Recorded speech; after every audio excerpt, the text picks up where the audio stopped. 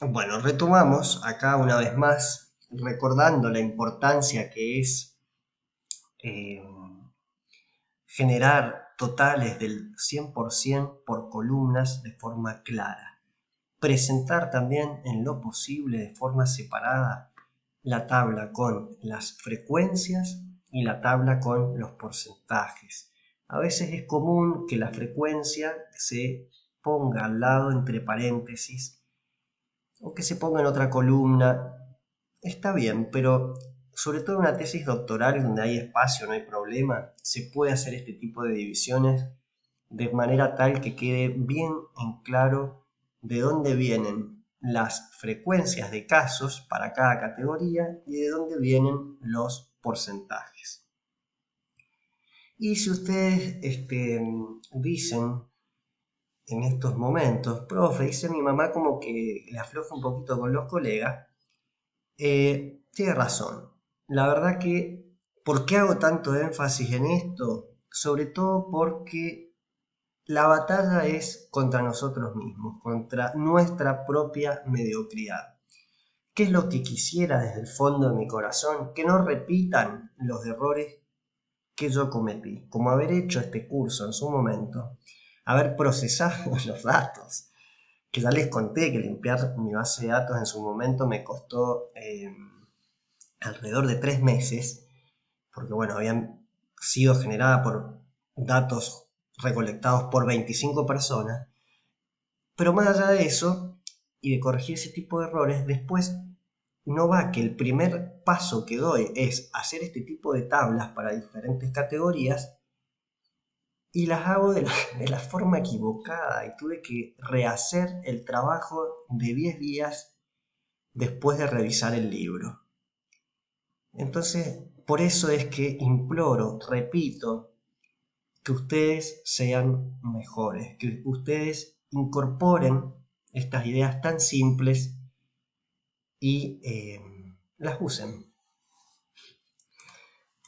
Bueno, por si no quedó claro, acá incorporé las tablas ya no comparando las categorías, o sea, dos categorías, como en el caso anterior, sino tomando el caso de una categoría que asume dos valores excluyentes, vamos incorporando el vocabulario, respetando el vocabulario, tratando las palabras como si fuéramos orfebres, como si fueran pepitas de oro.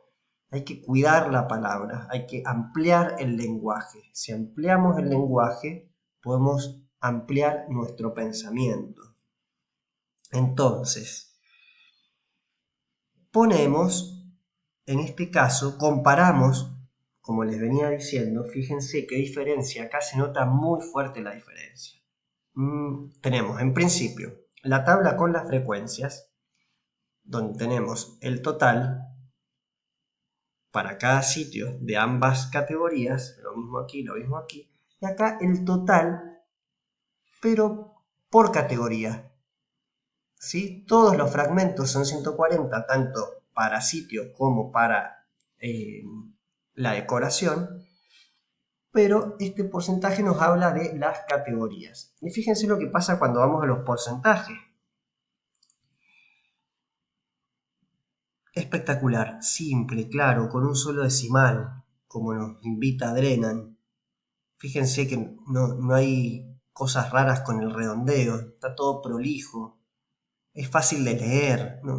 Ya con esta versión que tenemos a los números, no tenemos que estar con 7 decimales, 3 decimales. Hay gente como que realmente, esto que venimos diciendo, ¿no? Del obsesivo compulsivo, el neurótico obsesivo, que quiere como demostrar de más, que quiere tener como control de más y ser como más minucioso y se pierde viendo el árbol, el bosque, ¿no? Esta frase tan de la calle. Cuidado con el árbol que no te deja ver el bosque. Esto es comparación súper clara. Entonces, ¿qué es lo que vemos? ¿Cuál de los sitios acá, pues mucha chimichanga, mucha perorata, cuál de los sitios es el que tiene cerámica, mayor porcentaje de cerámica incisa? Bueno, el sitio Maple. Y esto acá lo tenemos muy claro. Y eso es importante. Si estábamos hablando, por ejemplo, de la emergencia de la complejidad, la emergencia de la desigualdad, y vemos que en este sitio hay un mayor porcentaje comparado con los otros dos de cerámica incisa, que es una cerámica decorada, bueno, tal vez asociada a las élites, bueno, se pone interesante. Fíjense el zafarrancho que se arma acá.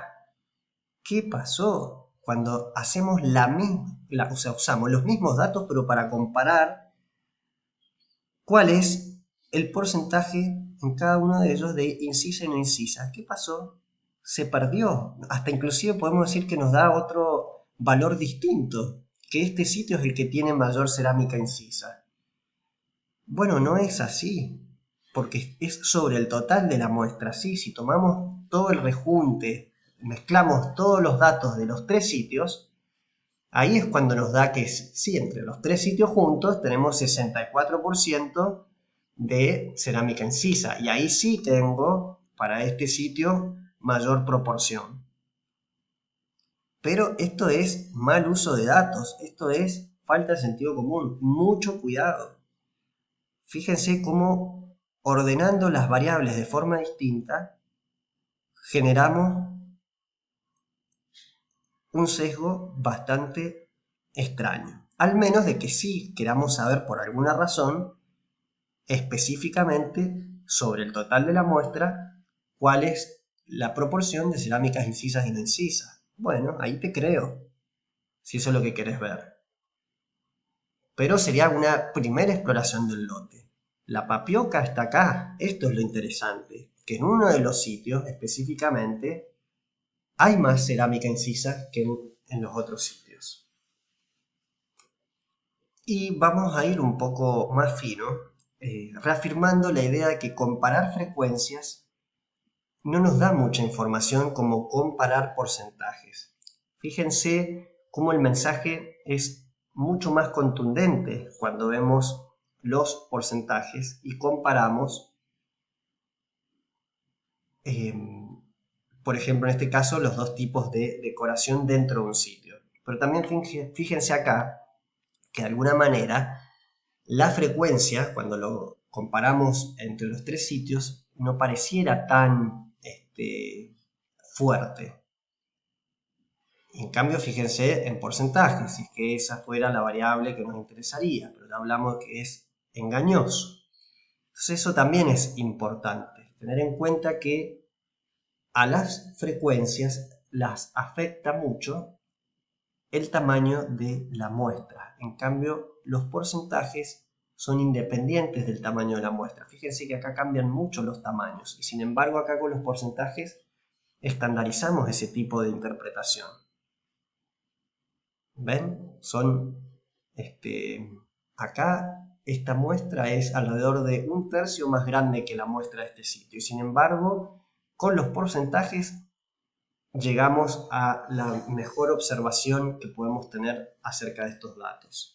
Así que mucho cuidado con el uso de las frecuencias. Es de alguna manera una forma de ordenar en principio los datos para este tipo de variables, pero su comparación debe ser por medio de los porcentajes. Bien, en este capítulo entonces hemos estado viendo la comparación de las variables categóricas que pueden asumir diferentes valores que tienen que ser excluyentes uno de otros.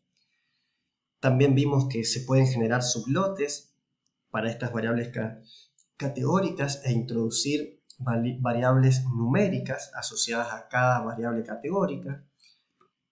Vamos a ver que es muy bueno ver este tipo de tabulaciones con comparaciones gráficas. Vimos que comparar las frecuencias tiene poca utilidad porque la frecuencia va a depender del tamaño del lote, el tamaño de la muestra. En las variables categóricas, generalmente al comparar los porcentajes lo hacemos con la medida estándar, sobre 1 o sobre 100. Si ustedes se recuerdan el ejemplo que había dado, 1 dividido 3 nos daba 0.3. Bueno, si multiplico eso por 100 nos da la escala al porcentaje del 100%, nos daría 30%.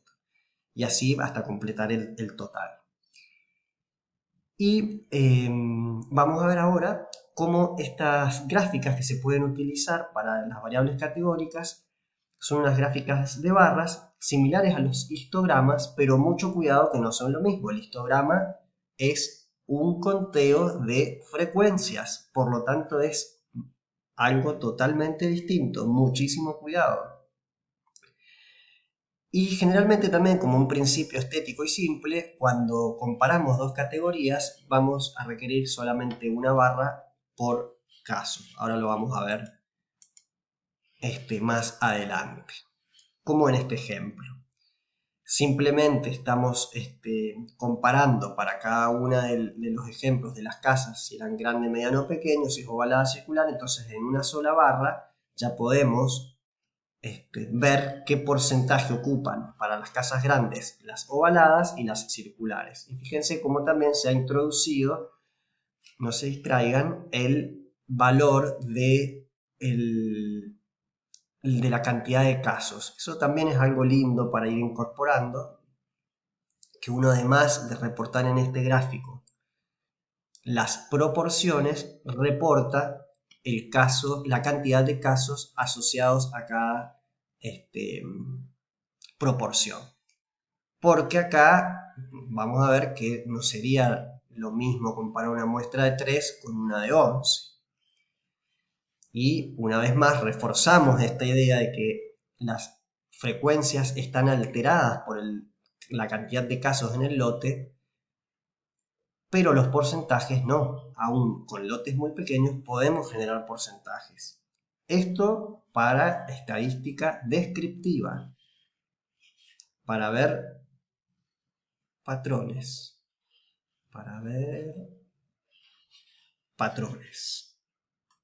Y volvemos una vez más a el sentido común, tan importante, ¿no?